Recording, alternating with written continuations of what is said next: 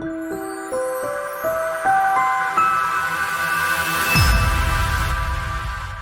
Wolfie, what do they call a bunch of developers working together? Oh, I don't know. A merge conflict. Okay.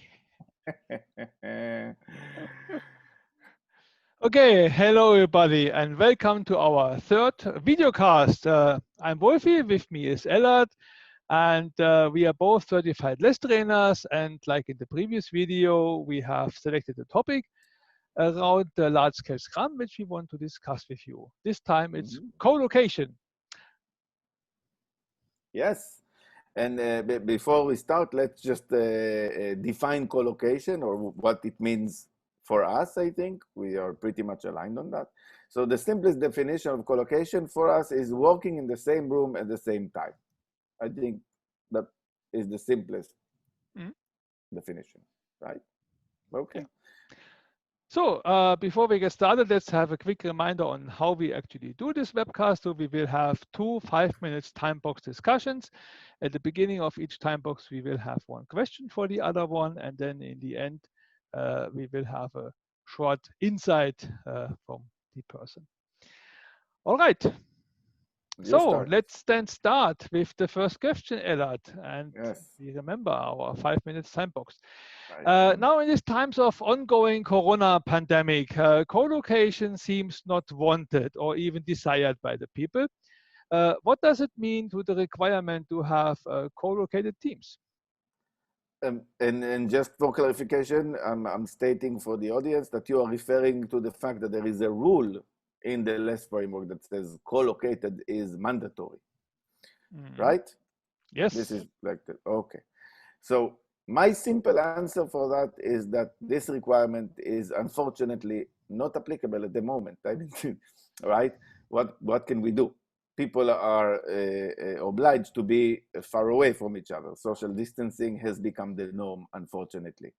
Still, the longer answer is that I think this requirement is still valid while not applicable, because until we learn new ideas, concepts, ways, tools, my experience, and some research also supports that, is that co-located teams will almost always outperform distributed teams or remote teams, okay?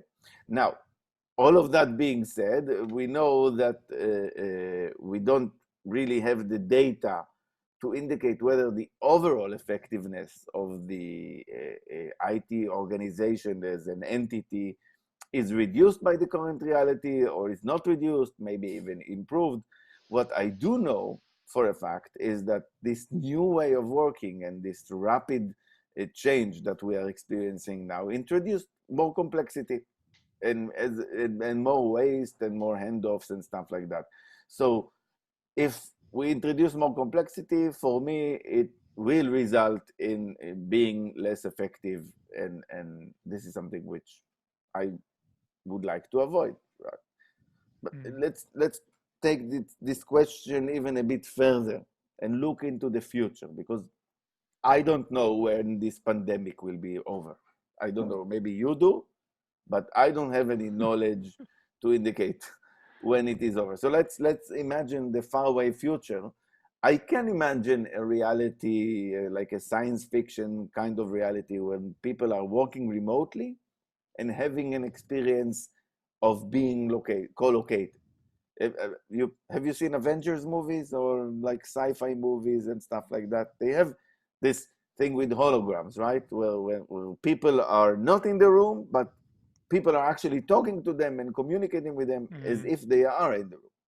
So I think somewhere in the future, we could have virtual reality or augmented reality or any kind of technology to actually simulate the experience of co-location. But right now, this technology, while it exists, it is very clumsy, it is not easy to use, it is not friendly. You can even, I don't see myself wearing any kind of device from what is currently existing for more than 30 minutes, even that's a lot, okay? Yep. So collocation as a requirement is still important, and we know, as trainers, we know that there is an ongoing discussion in the LeSS community about this collocation. From the moment the COVID-19 outbreak started, we were all discussing, okay, what about collocation? So organization cannot be less anymore because collocation is not an option. What will we do? And I'm really happy that we are having this discussion. It's an important discussion and conversation to have. I think the idea to remove it in order to have more organizations be able to adopt less is flawed at its basis. Because many of the rules in the LeSS framework actually are like that. Many of the rules are, I wouldn't say impossible, but very, very hard for most of the organizations to achieve, right? Yep. And we still don't try to optimize the framework for those organizations. I think that the power of LeSS is the fact that we are not, unlike maybe other frameworks, we do not try to bend the rules to make LeSS easier to adopt or easier to accept. It shows in every aspect of the LeSS framework, also in the way that we perform the trainings, in the way that we choose the trainers, in everything. There is a tendency to put quality as a number one thing. And the That's it. time is up. Oh, yay! I love that. Okay, then how about you share some insights? Did you have anything new come to your mind while hearing my answer? Well, I think the insight, what I really take away here is this, that this is a temporary situation and we should treat it like this. So we should not make a permanent exception to the rule and just ignore co-location completely. And in this way, I think that is the biggest takeaway. And the second one is also that, yes, we simply don't know what the future will bring, also from a technology point of view. So yes, we all have seen Star Wars adventures and all this great stuff. Many things might be possible, many things might not be possible. We don't know. Yes. So, Wolfie, then, my question to you is, what challenges are you seeing and witnessing in the market now when facing with this distributed work or remote work, and how could we overcome or deal with those challenges? Well, I think I see a whole bunch of challenges, so I will just pick a few, which I think are the most relevant one. First of all, it's about the communication. So communication general in the organization between the different teams towards PO and so on is becoming more difficult, but especially between the team members, as the team is kind of the nucleus of the whole development work, it has become much more difficult now, meaning like the persons are not present anymore, or there will be delays in communication. We will have queues and information scatter and all this kind of wastes, what are actually known from the lean side, basically. And secondly, concerning the communication, is that big part of our communication between humans is, of course, nonverbal. And now what happens to this if you cannot see the other person? And even if you can see the other person, that you say, oh, okay, now we are great, we have video calls, even then, not everything is covered. And on the other hand, we open up another problem then. So I have seen organizations that said, okay, now we go to a video, or we want to have video call, but the organization did not allow to have video calls or tools with video calls. And then I said, okay, now we allow the tools with video calls. And then the problem was the bandwidth was insufficient. So it was a nightmare. So you couldn't basically see anything. So these are all the problems then which are actually coming with this, and other issues might occur because maybe IT department has to save money, they don't have budget, and all this kind of political games might actually occur nowadays. Then, yeah. And then, of course, another thing is this, that because of this lack of communication or insufficient or ineffective communication, we might actually see long-term consequences, which are totally unknown to us today. We could imagine just that okay, maybe in design decisions which we need to do today will have long-term effects on the code quality, or on the ideas we are doing, or maybe architectural decisions are not done optimized. So those are kind of things which might happen we don't see yet today and we can't foresee. Also, a lot of these informal conversations are missing. Yeah, you all know we go together to lunch, or we have, for example, a chat on the coffee table. And well, I have been participating quite a whole bunch of the, meetups and so on. There came plenty of ideas, like for example having a planned a virtual coffee session. Yeah, everybody comes with a cup of coffee, and okay, you are then there, so you have the informal discussion. Then, of course, if you think about the people are then working from home all the time, there might be other things to be considered, like a lot of distraction.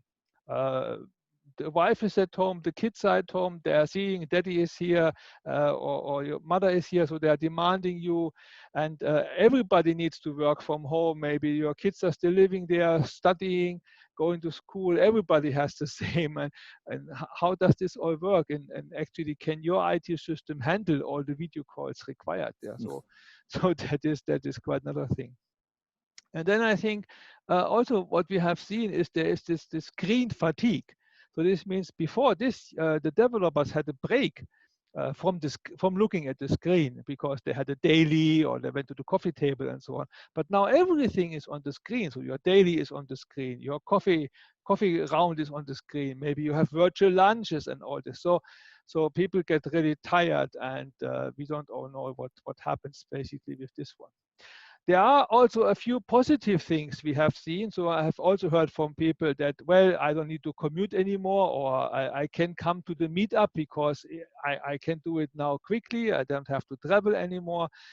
So those are a few positive things we have seen. Also, maybe some improvement in the visibility of where we are with the work, because now the boards are frequently updated and not once in a while. And last but not least, I think we have seen that the management has no other choice but to trust the people right now, and cannot anymore control them in this way. So I think those are the things I say here. I have some insights regarding what you say, which are kind of funny to me, because they are not directly connected to what you talked about. But I want to share what Yeah. went through my head. So you said you started mentioning in the beginning about the fact that the infrastructure might not support, and the IT department and political games and all kinds of things like that would prevent the organization from succeeding or from overcoming those challenges. And I want to share some experience that I have with my customers, that I was like, because of this big change, organizations were like in survival mode. They were pushed to do things that they were not able before. And like decision making wise, I had customers that in one day decided on a budget expense to have for all of the company's employees to upgrade their home network to fiber, so they have enough bandwidth. And that decision in real life could take years. Like Yeah. if you take a normal daily thing, a manager would say, let's upgrade all of our employees Yeah. to fiber. That Yeah. could take years. So in some aspect, this new reality on top of the challenges actually maybe showed organizations, or gave them the experience, yes, we can do it faster. We can actually be more effective. Yeah. That was it. It's a short and fun format of answering questions, sharing our thoughts with you. We'd like to thank you very much for watching. We really hope, Wolfi and I really hope that you found this video valuable and interesting, and a learning experience, maybe even. If you have any comments, if you disagree with us, if you think we are right, if you have any suggestions for future topics, please do not hesitate to post them. And we will see you next time with a new topic and 2 questions. Okay. Bye-bye. Bye. Bye, Wolfi.